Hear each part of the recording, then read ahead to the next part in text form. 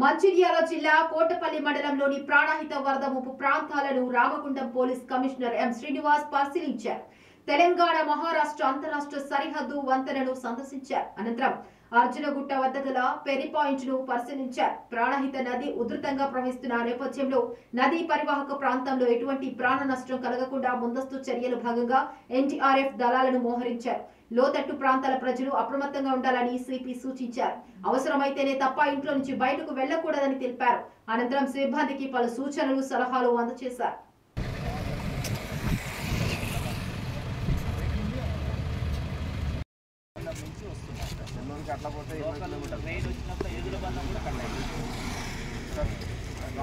రాచర్ల మున్కల్ నిన్న పోయింది రాచర్ల తర్వాత వేమన్ పెన్ దాటిన తర్వాత సుల్తాన్ కాడ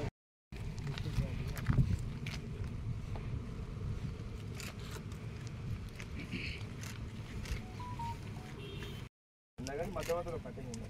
ఇప్పుడు బ్యాక్ వాటర్ వచ్చేస్తాయి. సుంకుటం దగ్గర బ్యాక్ వాటర్ వచ్చినాయి సార్. రాకపోకలు జరగాలి.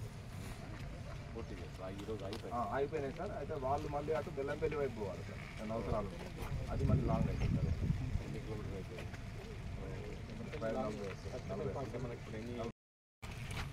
మన ఫారెస్ట్లో పడ్డదేని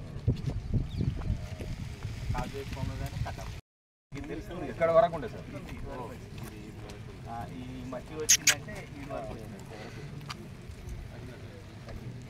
మళ్ళీ ఇప్పుడు రెయిన్ స్టార్ట్ అయింది కదా సార్. ఇంకా బ్యాక్ వాటర్ అయితే వాటర్ లెవెల్ ఉంటుంది కానీ మనకు ఫ్లోయింగ్ సిస్టమ్ ఉండదు కదా. అట్లాంటి కాడ మనం వాళ్ళు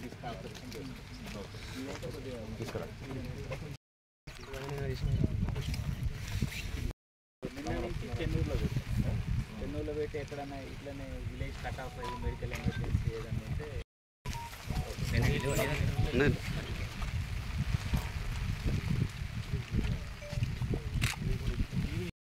ఉంటే చాలు ఫస్ట్.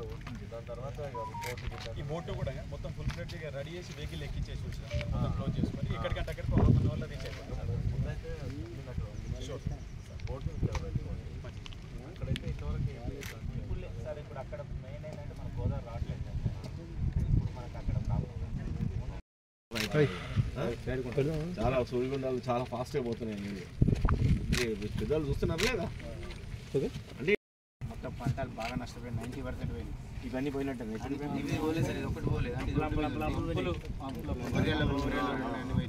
కింద ఉన్నాయని పోయినాయి. ముందు ఎత్తుపల్లం ఉన్నది. ఇది ఆగింది. ఆ టాంక దాటిగా నీళ్ళట మందు స్ప్రేయింగ్ చేసి అన్నీ అయిపోయినాయి. ఇంకా ఇప్పుడు పోయినాయి.